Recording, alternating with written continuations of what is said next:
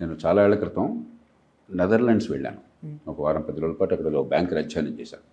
ఒక రోజున మేము మిగతా భారతీయ సోదరులు నాతో పాటు వచ్చిన వాళ్ళు, ఒక భారతీయ బృందం అది బ్రస్సెల్స్ వెళ్ళాం. నెదర్లాండ్స్ పక్కనే బెల్జియం ఉంటుంది.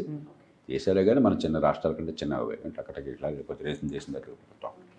బ్రస్సెల్స్ చదువుతున్న దగ్గర తిరిగి వస్తున్నాం. మీకు 2-3 ట్రైన్లు మారాలి నేను. మరి ఫారిన్ ఎక్స్చేంజ్ ఉండదు, రాత్రిపూట ఎవరు పట్టించుకున్న ఉండదు, చివరి పాయింట్ నుంచి బస్సులో వెళ్ళాలి, కంగారు ఉంటుంది కదా మనకి. అందుకని ట్రైన్ మిస్ అయిపోతానని జాగ్రత్తగా చూసుకుంటున్నాను. ఒక 2 నిమిషాల తేడా ఉంది ఈ ట్రైన్ రావడానికి, మళ్ళీ ఇంకో ట్రైన్ ఎక్కడానికి.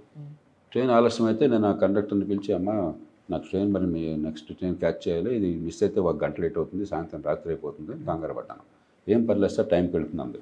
ఎట్లా లేట్ అయిపోయింది కదా, నేను చూస్తున్నాను కదా అన్నాను. ఏం పర్లేదని చెప్పింది. ఆ ట్రైన్ అక్కడికి రోటర్డామ్ సిటీకి వస్తున్న టైంలో మన దగ్గరకు చూసారా, టైంకి వచ్చింది, మీరేం కంగారు పడద్దు, నెక్స్ట్ ప్లాట్ఫామ్లో ఈ ట్రైన్ ఉన్నది, హాయిగా నడిచి వెళ్ళిపోవచ్చు, 1 నిమిషం గ్యాప్ ఉందంటే హాయిగా వెళ్ళాను. అంటే ఏంటి, ఏ రకమైన అసౌకర్యం లేకుండా, యాంగ్జైటీ లేకుండా, ఆందోళన లేకుండా, సుఖంగా ప్రెడిక్టబుల్ టైమింగ్స్ కానీ, లేకపోతే షెడ్యూల్ కానీ, కనెక్షన్స్ కానీ, ఇది ప్రశాంతమైన జీవితం. ఇది ప్రభుత్వం చేయాల్సింది.